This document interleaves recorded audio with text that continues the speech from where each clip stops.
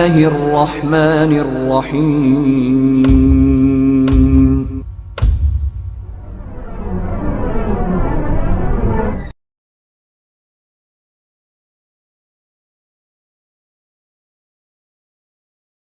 الحمد لله إن الحمد لله نحمده ونستعينه ونستغفره ونعوذ بالله من شرور أنفسنا ومن سيئات أعمالنا من يهده الله فلا مضل له ومن يضلله فلا هادي له وأشهد أن لا إله إلا الله وأشهد أن محمدا عبده ورسوله.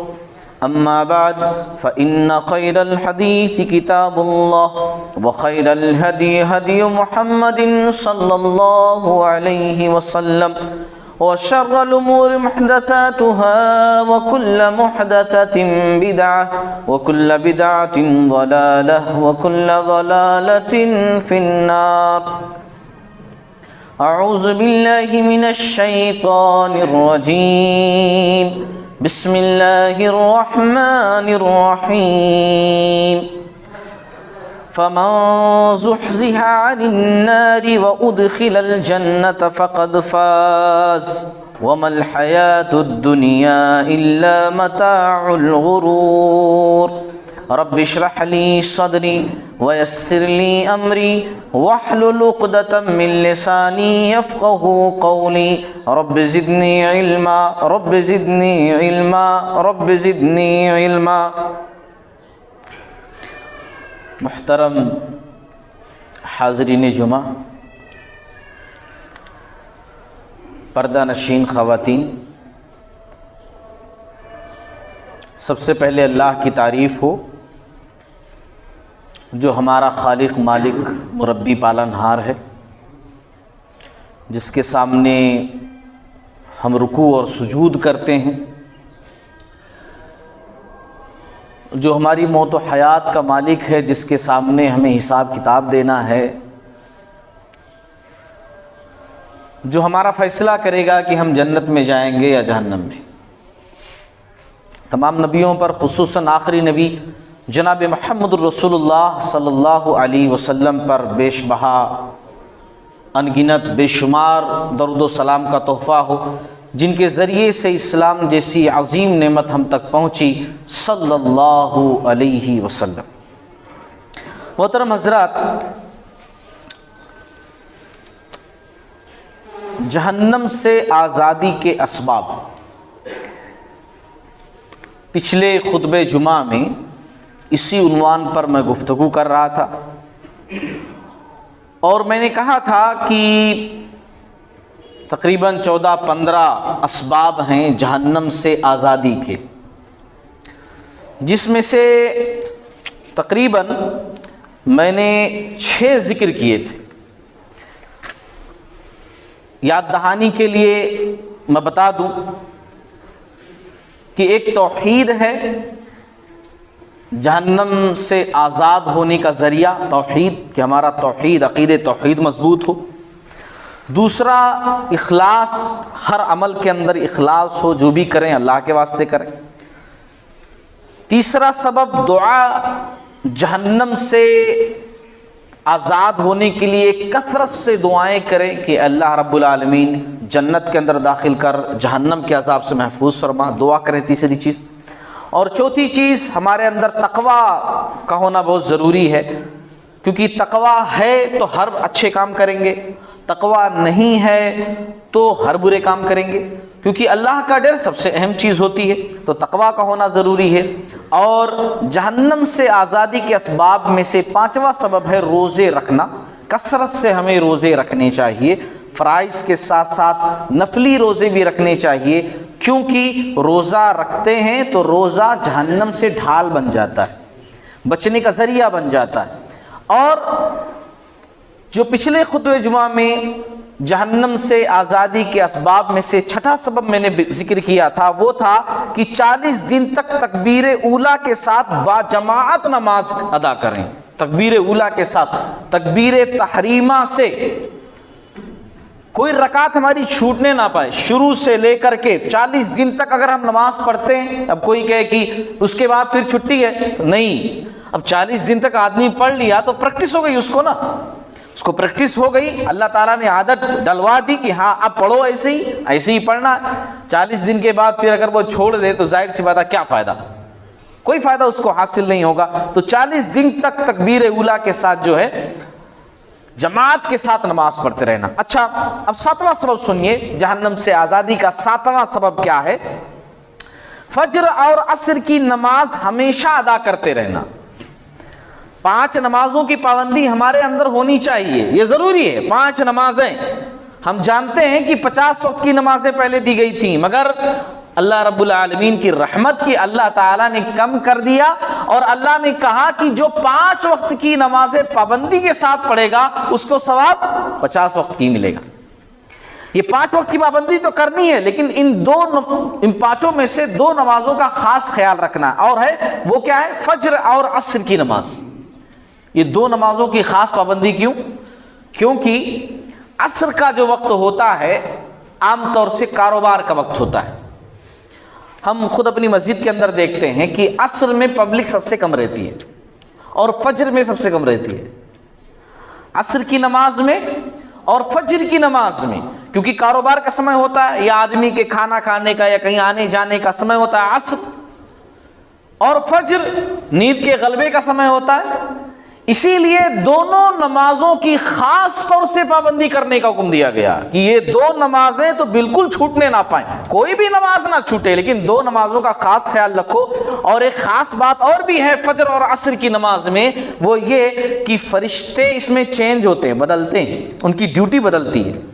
جو فرشتے دن بھر ڈیوٹی کرتے ہیں وہ جو ہے عصر کی نماز میں اب اوپر جاتے ہیں، آپ کا پورا لے کر کے جو آپ کیے ہیں، اور جن کو رات میں ڈیوٹی دینی ہوتی ہے وہ عصر میں آتے ہیں، پھر جو عصر میں آتے ہیں وہ فجر میں جاتے ہیں، پھر جن کو دن میں ڈیوٹی دینی ہوتی ہے وہ پھر فجر میں آتے ہیں۔ تو اس طریقے سے فجر اور عصر کی نماز میں ڈیوٹی بدلتی ہے فرشتوں کی۔ اللہ تعالیٰ کے پاس جب یہ فرشتے جاتے ہیں تو اللہ تعالیٰ جب پوچھتا ہے، حالانکہ اللہ کو سب معلوم ہے کہ اللہ پوچھتا ہے، تو بتاتے ہیں کہ ہم جو لوگ گئے تھے تب بھی وہ لوگ نماز میں تھے، اور آئے ہیں تب بھی نماز میں ہیں۔ یہ خاص بات ہے فجر و عصر کی نماز میں، مگر ہم ہیں کہ ہم سے تو فجر کی نماز نہیں ہو پاتی، بسا اوقات عصر کی نماز پڑھتے ہیں مگر اپنے حساب سے پڑھتے ہیں، اپنے حساب سے ہم ادا کرتے ہیں، جماعت کی کوئی پرواہ نہیں ہوتی ہے، بلکہ ہمیں پہلے اپنی ضروریات مکمل کر لیں گے، فارغ ہوں گے، اس کے بعد ہم نماز پڑھ لیں گے اپنے حساب سے۔ یہ نماز کو ضائع کرنا ہے، کبھی کبھار ہو جائے، اللہ غفور و رحیم ہے، لیکن بار بار اس کو عادت بنا لینا، سستی کرنا، کاہلی کرنا، یہ غلط ہے۔ نماز کو نماز کے ٹائم پر پڑھنا ہے، اول وقت پر پڑھنا ہے۔ ہاں، نماز کو اللہ تعالی نے ایک مقررہ وقت پر فرض کیا ہے، اس وقت پر ادا کرنا ہے، اور عصر کی نماز، فجر کی نماز، ان کی خاص پابندی کرنی ہے۔ فجر کی نماز کے تعلق سے ایک حدیث سنیے صحیح مسلم کی، کہ فجر کی نماز جماعت سے پڑھنا کتنا عظیم عمل ہے۔ اللہ کے نبی صلی اللہ علیہ وسلم نے فرمایا، جو شخص عشاء کی نماز بجماعت ادا کرے، سنیے، جو شخص عشاء کی نماز بجماعت ادا کرے، پھر اس کے بعد فجر کی نماز جماعت کے ساتھ ادا کرے، تو اس کو ثواب پوری رات نماز پڑھنے کا ملتا ہے، پوری رات نماز پڑھنے کا ثواب ملتا ہے، کیونکہ عشاء کی نماز بھی اس نے جماعت کے ساتھ ادا کی، فجر کی نماز بھی اس نے جماعت کے ساتھ ادا کی۔ تو اس لیے ہمیں چاہیے کہ ہم فجر کی نماز غائب نہ کریں۔ اللہ کے نبی صلی اللہ علیہ وسلم نے فرمایا، وہ شخص جہنم میں ہرگز داخل نہیں ہوگا، ہرگز داخل نہیں ہوگا جو سورج نکلنے سے پہلے کی نماز اور سورج غروب ہونے کے بعد کی نماز پڑھتا رہتا ہے۔ سورج نکلنے سے پہلے عصر کی نماز، اور سورج غروب ہونے سے پہلے عصر کی نماز، اور سورج نکلنے سے پہلے فجر کی نماز۔ تو دونوں نمازیں آدمی پڑھتا رہتا ہے اور باقی نمازوں کی پابندی کرتا ہے، تو پھر وہ جہنم کے اندر داخل نہیں ہوگا۔ عصر کی نماز کے تعلق سے خاص طور سے حدیث آپ صلی اللہ علیہ وسلم نے بیان فرمائی، خاص بات کہی عصر کے تعلق سے۔ آپ صلی اللہ علیہ وسلم نے فرمایا، جس آدمی کی عصر چھوٹ جائے، سنو، بار بار ہم لوگ اثر چھوڑ دیتے ہیں نا، نماز ہی ہے نا، بعد میں پڑھ لیں گے، اللہ نے آپشن دیا۔ سنیے، جس آدمی کی عصر چھوٹ جائے گویا اس سے اس کے گھر والوں اور اس کے مال سب کو چھین لیا گیا۔ ایک آدمی ہے، اس کا پورا گھر تباہ ہو جائے، پوری فیملی ختم ہو جائے، پورا کاروبار ختم ہو جائے، وہ زیرو ہو جائے زندگی کے اندر، اس کو کتنی تکلیف ہوگی؟ ایک عصر کی نماز چھوٹ جائے نا تو اس سے کہیں زیادہ تکلیف ہونی چاہیے، اس سے کہیں زیادہ تکلیف ہونی چاہیے، مگر کوئی پرواہ ہی نہیں ہے، چھوٹ جائے چھوٹ جائے۔ یہ عصر کی اہمیت ہے، یہ اللہ کے نبی صلی اللہ علیہ وسلم نے بیان فرمایا۔ 8واں سبب جہنم سے آزادی کا 8واں سبب کیا ہے؟ ظہر سے پہلے اور اس کے بعد 4 رکعت ہمیشہ پڑھتے رہنا۔ ظہر سے پہلے، ہم لوگ تو پہلے آتے ہی نہیں ہیں، ٹائم ہی نہیں ملتا اتنا، ہمارے پاس نہیں آتے ہیں ہم تو آتے کب ہیں؟ 1 رکعت ختم ہو جائے اس کے بعد پہنچتے ہیں، یا بہت ہو گیا تو فرسٹ رکعت سے پہنچ جاتے ہیں، اور نہ اکثر لوگ تو 2 رکعت کے بعد ہی پہنچتے ہیں۔ اور یہاں آپ صلی اللہ علیہ وسلم کہہ رہے ہیں اپنے امتیوں سے، یہ امتی جو آپ صلی اللہ علیہ وسلم کی کسی بات کی پرواہ نہیں کرتے، آپ صلی اللہ علیہ وسلم کہہ رہے ہیں کہ جو آدمی ظہر سے پہلے 4 رکعت اور اس کے بعد بھی 4 رکعت ہمیشہ پڑھتا رہے، کبھی کبھار نہیں، ہمیشہ پڑھتا رہے، تو اسے اللہ تعالیٰ جہنم کی آگ پر حرام کر دیتا ہے، وہ جہنم کی آگ میں نہیں جلے گا۔ اس کا مطلب وہ نماز کی پابندی کرنے والا ہے، ترمذی کی حدیث ہے، صحیح حدیث ہے۔ 9واں سبب جہنم سے آزادی کا اللہ کے ڈر کی وجہ سے رونا۔ مولوی صاحب رو رہے ہیں اس لیے میں بھی رو رہا ہوں، اس کی وجہ سے نہیں۔ آج کل لوگ یہی سوچتے ہیں کہ مولوی صاحب روئیں تو ہم روئیں گے، انتظار کرتے ہیں، اللہ کے ڈر سے نہیں۔ بہت سارے مولوی صاحب ہوتے ہیں رلانے والے کہ وہ خود روتے ہیں اور اس کے بعد دوسروں کو رلاتے ہیں، رونے کی نہیں بھی بات ہوتی ہے تب بھی روتے ہیں۔ وہ مولوی صاحب کی بہترین تقریر ہوتی ہے کیونکہ رو کر کر رہے ہیں نا، جھوٹی بات بھی رو کر بیان کرتے ہیں تو صحیح ہو جاتی ہے۔ ہاں وہ رو کر انہوں بول رہے ہیں، بھئی آدمی رو کر جھوٹ بات بولیں گا نہیں، اللہ کی ڈر کی وجہ سے رونا، اللہ کا ڈر، اللہ کا ڈر، اللہ کا ڈر۔ ایک بات جان لو کہ قیامت کے دن جب کوئی سایہ نہیں ہوگا اور 7 قسم کے لوگوں کو اللہ تعالیٰ کے عرش کے سائے میں جگہ دی جائے گی، ایک ہی حدیث کے اندر ذکر کیا گیا، اس میں یہ بندہ بھی ہوگا کہ جس نے تنہائی میں اللہ کو یاد کیا، کوئی رلایا نہیں اس کو، تنہائی میں اللہ کو سوچ کر کے یاد کیا تو اس کے آنکھوں سے آنسو نکل آئے، اس کی آنکھوں سے آنسو نکل آئے، اللہ کی ڈر کی وجہ سے، اللہ کے خوف کی وجہ سے۔ غلط کام کروں گا تو اللہ کے پاس پکڑ ہوگی، یہ جہنم کی آگ میں نہیں جلے گا یہ بندہ۔ صحیح بخاری صحیح مسلم کی حدیث ہے، اور آپ صلی اللہ علیہ وسلم نے فرمایا، الصحیحہ کی روایت، 3 قسم کے لوگوں کی آنکھیں جہنم کو نہیں دیکھیں گی۔ 3 قسم کے لوگ ایسے ہیں جہنم میں نہیں جائیں گے۔ وہ آنکھ کہ جس سے اللہ کی ڈر کی وجہ سے آنسو نکلے، پہلے نمبر پر وہی بندہ کہ جو اللہ کی ڈر کی وجہ سے روتا ہے۔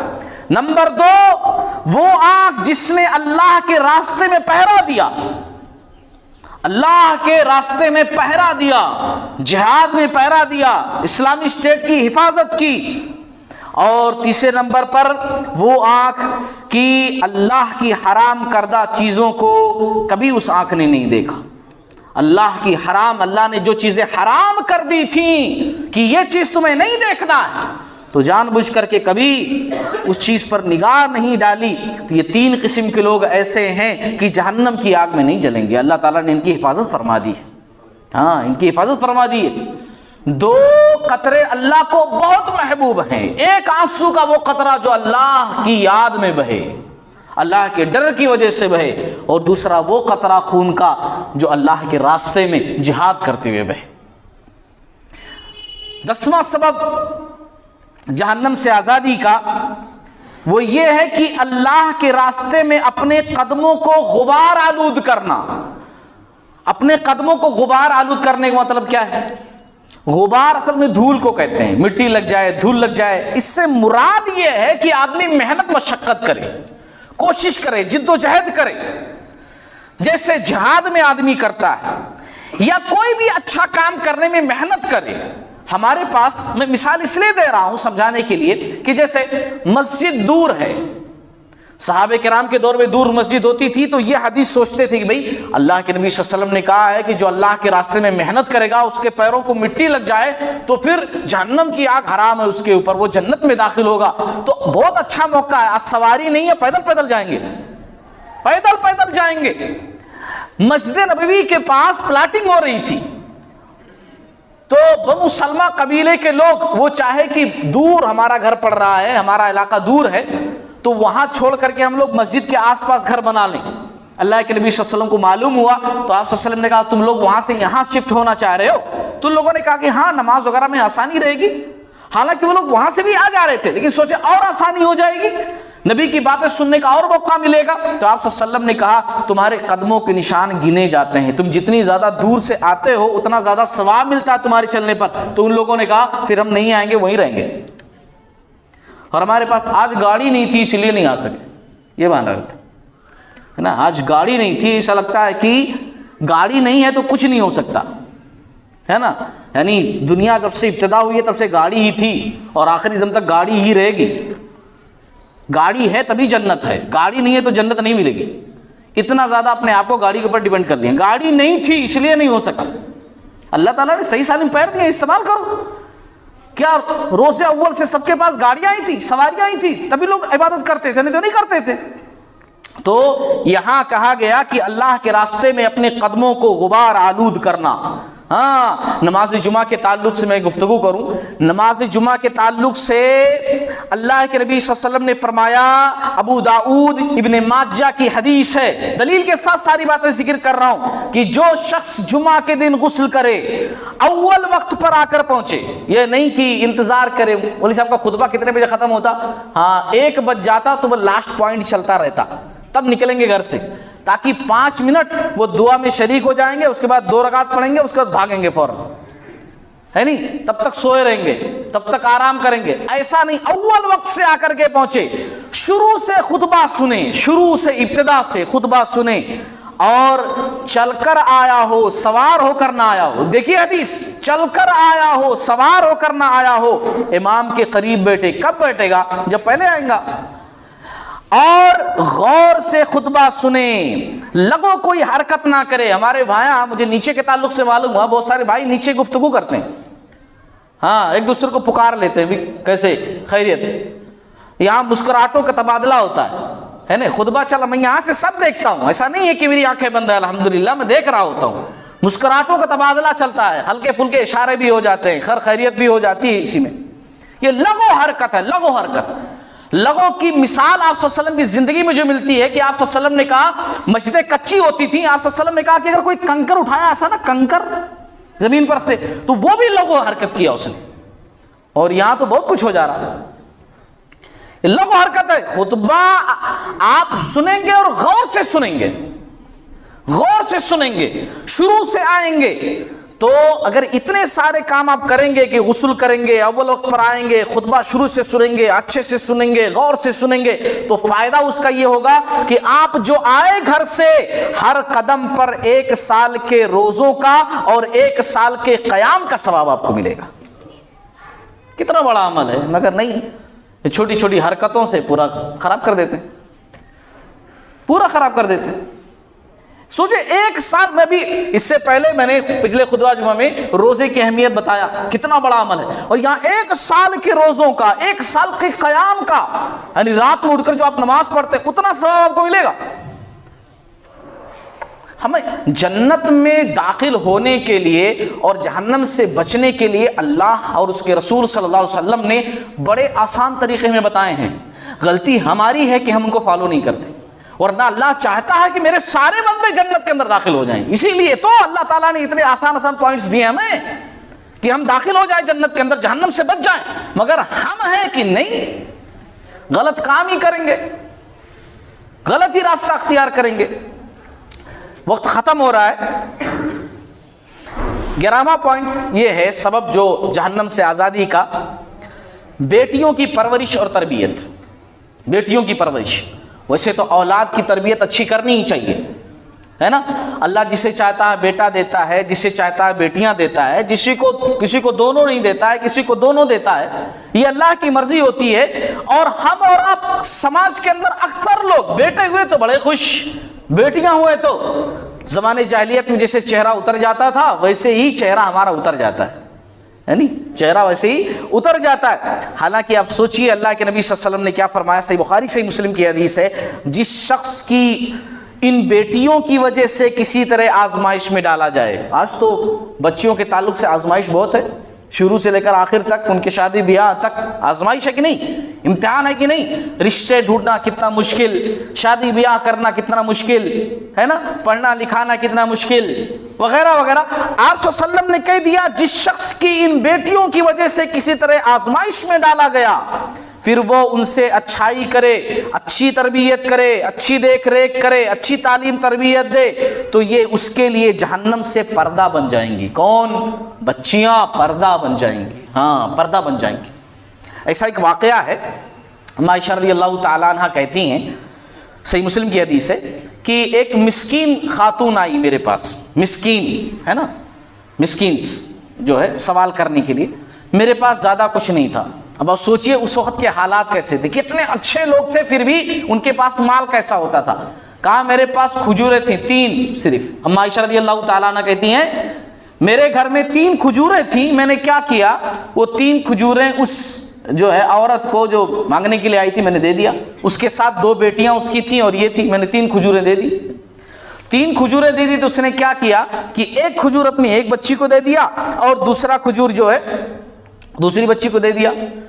اب ایک کھجور اس کے ہاتھ میں ہے, وہ تھوڑی بات کرنے لگی ان سے, تب تک بچیوں نے دونوں اپنا اپنا کھجور کھا لیا.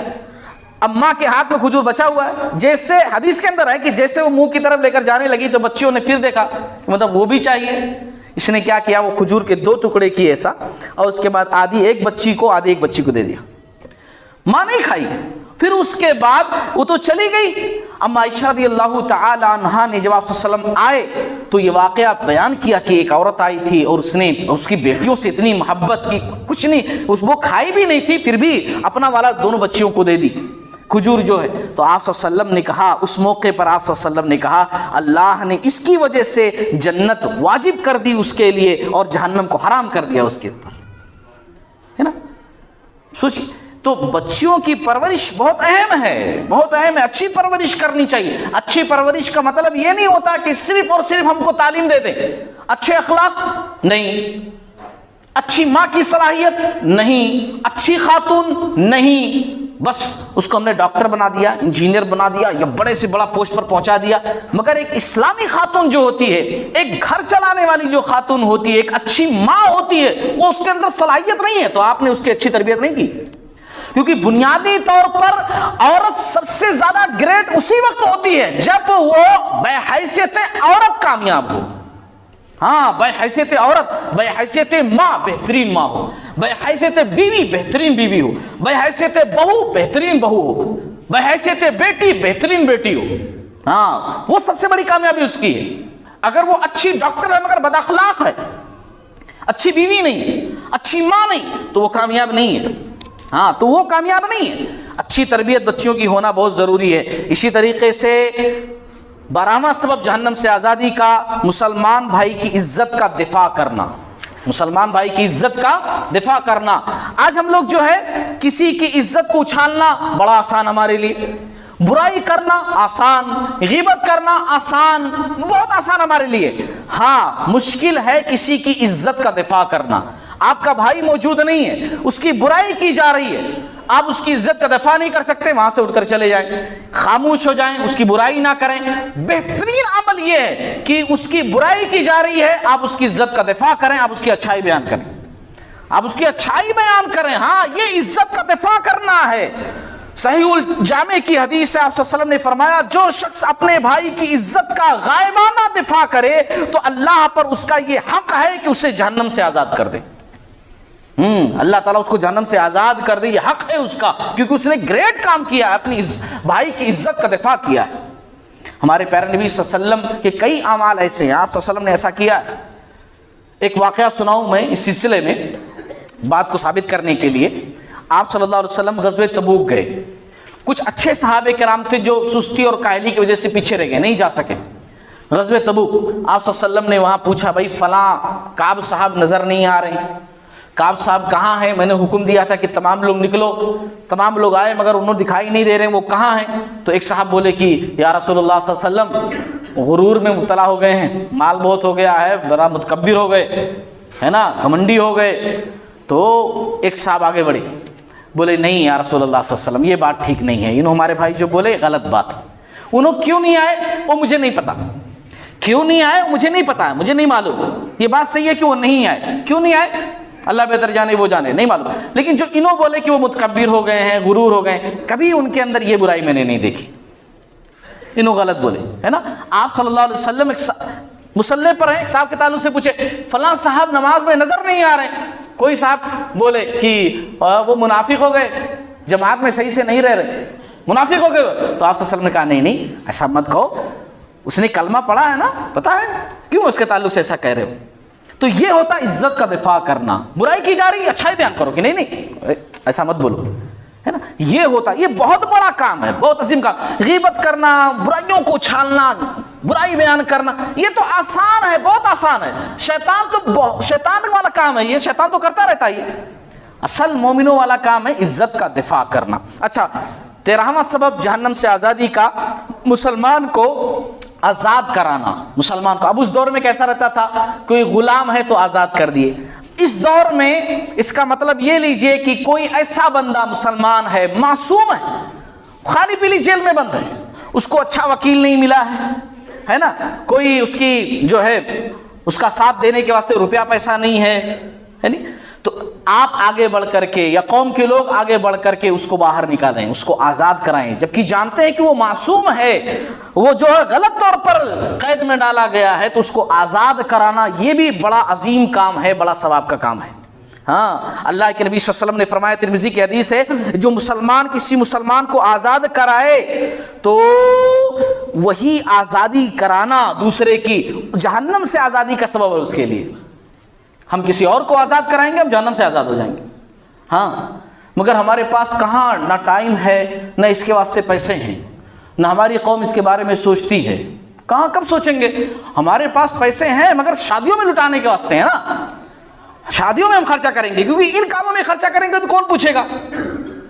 یہ سب تو ہم ان لوگوں پر ڈالے ہوئے ہیں کہ جو الیکشن لڑتے ہیں, بھائی ان کا کام ہے یہ, ہمارا کام نہیں. ہمارا کام ہے شادی خانے کھولنا, بڑی بڑی دعوتیں کرنا, شادیوں میں بے بہا فضول کی خرچ کرنا, کیونکہ اس میں دکھانا کہ ہم کیسے ہیں نا, کتنا پیسہ ہمارے پاس ہے. ہم اسی میں پریشان رہتے ہیں, اسی میں پریشان رہتے ہیں. ابھی آپ کرناٹک کے اندر دیکھیے, مسلم لڑکیوں کی حجاب پر پابندی کو لے کر بڑا شوشہ, لڑکیوں کو کالج میں نہیں داخل ہونے دیا جا رہا ہے, جو حجاب پہن کر جاتی کلاس سے باہر کر دیا جا رہا ہے, گیٹ سے باہر کر دیا جا رہا ہے. کتنے سارے ویڈیوز آپ یوٹیوب پر دیکھ سکتے ہیں, کرناٹک کے اندر کتنا مسئلہ چل رہا ہے. مگر ہماری قوم نہیں جاگتی, جب تک ہمارے اوپر کچھ پرابلم نہیں آئے نا, ہم نہیں جاگتے. ہاں ہماری دعوتیں ویسی چلتی رہتی ہیں. ہم شادی خانی کھولنے کے واسطے ہمارے پاس پیسے ہیں, ایجوکیشن پر خرچہ کرنے کے واسطے ہمارے پاس پیسے نہیں ہیں.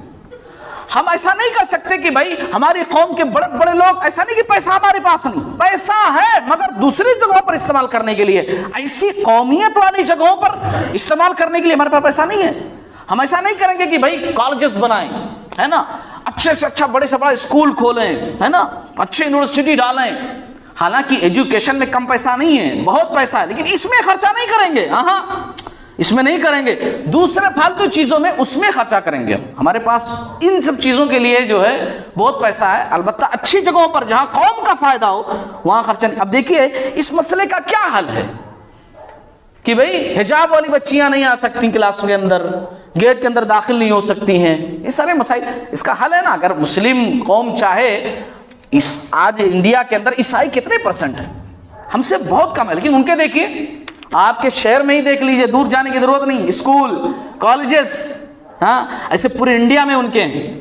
اور ہمارے مسلم کے اکا دکا ملیں گے, کہیں کوئی بڑا ڈال دیا تو ڈال دیا کوئی بندہ غیرت مند, ورنہ ہم ان سب ہمارے ہوٹل رہتے ہیں, کیوں کھانے میں ماہر ہے نا, ہمارے بڑے بڑے ہوٹلس رہتے ہیں, ہاں اس میں ہم خرچہ کرتے ہیں, شادی خانے رہتے ہیں, اس میں ہم خرچہ کرتے ہیں. ان سب چیزوں پر دھیان نہیں دیتے, جہاں قوم کو آگے بڑھانے کی بات اس پر ہم دھیان نہیں دیتے. سوچنے کی بات ہے, غور کرنے کی بات ہے. جہنم سے آزادی کا جو ہے 14واں سبب وہ یہ ہے اچھے اخلاق کا مظاہرہ، کہ ہمارا اخلاق اچھا ہو، ہمارا اخلاق جو ہے بہترین ہو، ہم ملنسار ہوں، خوش دلی سے ملے. اور اخلاق ایسا نہیں کہ 10 لوگ بیٹھے ہو خالی وہی اخلاق دکھائیں، مسجد میں ہو تو السلام علیکم وعلیکم السلام خالی یہی اخلاق دکھائیں، اور باہر بولے تو پورا لگا بولے کیسا بندہ ہے، کاروبار کریں تو کیسا بندہ ہے. ایسا نہیں، اخلاق بولے تو ہر جگہ اخلاق والا. ہاں اخلاق، ہم اخلاق کا مطلب سمجھتے ہیں مسجد میں خالی اخلاق دکھاؤ، 10 لوگوں میں جہاں بیٹھے ہو نا وہاں ٹوپی پی لگا کر کے اچھا، وہاں بہت اچھے سے، باقی معاملات میں لوگ تو کریں، وہ ایسے اخلاق ہمارے رہتے نہیں. اخلاق کا مطلب ہر جگہ اخلاق، گھر میں، باہر میں، بازار میں، دکان میں، مسجد میں، ہر جگہ ہمارا اخلاق اچھا ہو، یہ اخلاق کا مطلب ہوتا ہے. اور اسی لیے اللہ کے نبی صلی اللہ علیہ وسلم نے فرمایا من کان حینا لینا قریبا حرمہ اللہ علی النار، جو شخص آسان، نرم دل اور مسلمانوں سے قریب ہو اس کو اللہ نے جہنم سے حرام کر دیا ہے، وہ جہنم میں نہیں جائے گا. ہاں جہنم سے وہ آزاد ہے. بعض صحابہ کرام ایسے تھے کہ پوری رات نماز کے اندر ہے نا جب دعا کرتے تھے سجدے میں جا کر کے تو کیا دعا کرتے تھے؟ اللہم احسنت خلقی فحسن خلقی، اے اللہ تو نے مجھے اچھا بنایا ہے، اچھی شکل و صورت دی ہے، تو اے اللہ میرے اخلاق کو بھی اچھا کر دے. پوری رات صرف اسی میں ختم ہو جاتی تھی، صرف اچھے اخلاق میں. کیوں؟ اسی لیے کہ قیامت والے دن سب سے زیادہ وزنی جو عمل ہوگا ہمارے ترازو میں نا جب اعمال تولے جائیں گے وہ اچھا اخلاق ہے. نماز پڑھ لی اچھی بات ہے نا، داڑھی رکھ لی اچھی بات ہے، رکھنا چاہیے ضروری ہے، لیکن اخلاق منہ کھولے تو پتہ چل جاتا بندہ کیسا ہے، یعنی ویسا نہیں ہونا چاہیے. سمجھیے میری باتوں کو. وقت ختم ہو رہا ورنہ اور بھی باتیں ذکر کرتا. لاسٹ پوائنٹ 15واں سبب جہنم سے آزادی کا، ذکر و اذکار، صدقہ و خیرات یہ کرتے رہنا چاہیے، یہ بھی جہنم کے آزادی کا سبب ہے. اللہ کے نبی صلی اللہ علیہ وسلم نے فرمایا اتقوا النار ولو بشق تمرۃ فمن لم یجد فبکلمۃ طیبۃ، تم جہنم سے بچو اگرچہ کھجور کا آدھا ٹکڑا ہی دے کر کے تم اپنے آپ کو جہنم سے بچاؤ، مگر اللہ کے راستے میں خرچ کرو اور اپنے آپ کو جہنم سے بچاؤ. اور جس شخص کو یہ بھی نہ مل سکے تو کوئی اچھا کلمہ کہہ دے اور اپنے آپ کو جہنم کی آگ سے بچائے. دوسروں کی بھلائی کرو، اچھی بات زبان سے بولو، یہ بھی صدقہ ہے، یہ بھی خیرات. تو یہ 15 پوائنٹس میں نے ذکر کیے جہنم سے آزادی کے اسباب میں سے، 15 سبب میں نے ذکر کیے، اور بھی بہت سارے ہیں لیکن موٹی موٹی باتیں میں نے آپ لوگوں کے سامنے رکھ دی ہیں. 2 خطبے جمعہ ملا کر کے خود بھی بچنا ہے جہنم کی آگ سے اور اپنے اہل و عیال کو بھی جہنم کی آگ سے بچانا ہے. اگر ان باتوں پر عمل کریں گے تو انشاءاللہ ہم تمام لوگ، ہمارے اندر خوبصورتی تو آئے گی، ساتھ ہی ساتھ ہمارے اعمال اچھے ہوں گے، ہے نا. جہنم کی آگ سے ہم بچیں گے اور جنت میں انشاءاللہ ہم ساتھ ہوں گے. اللہ تعالیٰ ہم تمام لوگوں کو کہنے سننے سے زیادہ عمل کرنے کی توفیق عطا فرمائے. باری تعالیٰ ہم تمام کی جائز خواہشات کو، مراد کو پوری فرمائے. اللہ تعالیٰ ہمیں جنت الفردوس میں اعلیٰ مقام عنایت فرمائے اور جہنم کی آگ سے اللہ تعالیٰ محفوظ